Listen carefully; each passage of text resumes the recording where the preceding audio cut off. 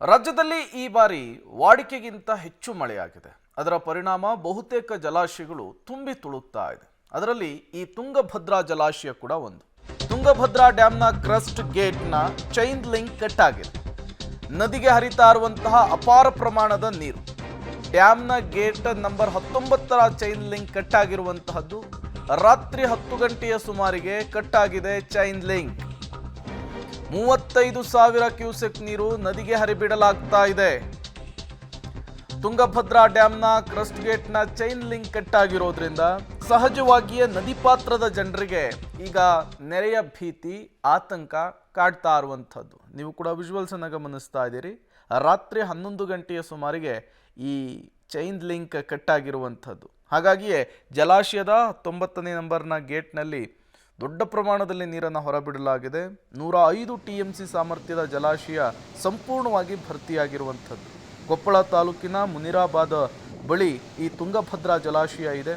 ಒಟ್ಟು 48,000 ಕ್ಯೂಸೆಕ್ ನೀರನ್ನು ನದಿಗೆ ಬಿಡಲಾಗ್ತಾ ಇದೆ. ಹಾಗಾಗಿ ನದಿ ಪಾತ್ರದ ಜನರಿಗೆ ಎಚ್ಚರಿಕೆಯನ್ನು ವಹಿಸುವಂತೆ, ಯಾರೂ ಕೂಡ ಡ್ಯಾಮ್ನ ಅಕ್ಕಪಕ್ಕಕ್ಕೆ ಬರದಂತಿರುವ ರೀತಿಯಲ್ಲಿ ಒಂದಿಷ್ಟು ಸೂಚನೆಗಳನ್ನು ಅಧಿಕಾರಿಗಳು ಕೂಡ ಪಾಸ್ ಮಾಡಿದ್ದಾರೆ.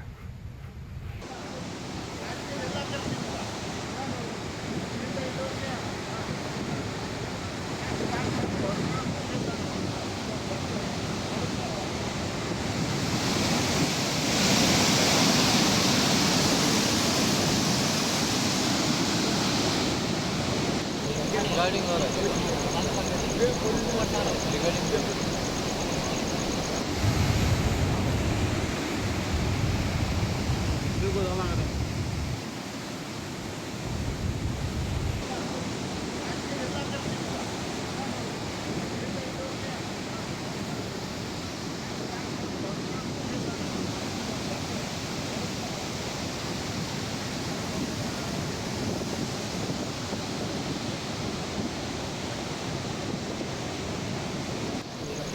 हो रहा है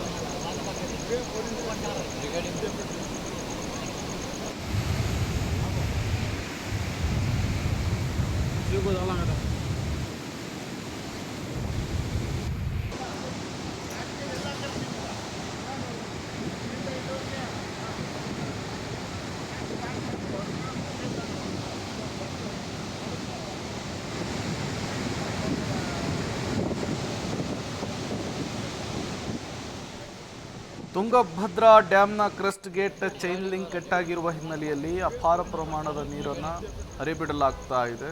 ಈಗಾಗಲೇ ಸ್ಥಳೀಯರಿಗೆ ಎಚ್ಚರಿಕೆಯ ಸಂದೇಶವನ್ನು ಕೂಡ ರವಾನಿಸಲಾಗಿದೆ. ಮತ್ತೊಂದು ಕಡೆ ಸ್ಥಳಕ್ಕೆ ಶಾಸಕ ಹಿಟ್ನಾಳ್ ಭೇಟಿ ಕೊಟ್ಟಿದ್ದಾರೆ, ಪರಿಶೀಲನೆಯನ್ನು ನಡೆಸಿದ್ದಾರೆ. ರಾತ್ರೋರಾತ್ರಿ ವಿಚಾರ ಗೊತ್ತಾಗ್ತಾ ಇದ್ದ ಹಾಗೆ ಶಾಸಕರು ಸ್ಥಳಕ್ಕಾಗಮಿಸಿ ಸದ್ಯದ ಪರಿಸ್ಥಿತಿಯ ಮಾಹಿತಿಯನ್ನು ಕೂಡ ಪಡೆದುಕೊಂಡಿದ್ದಾರೆ.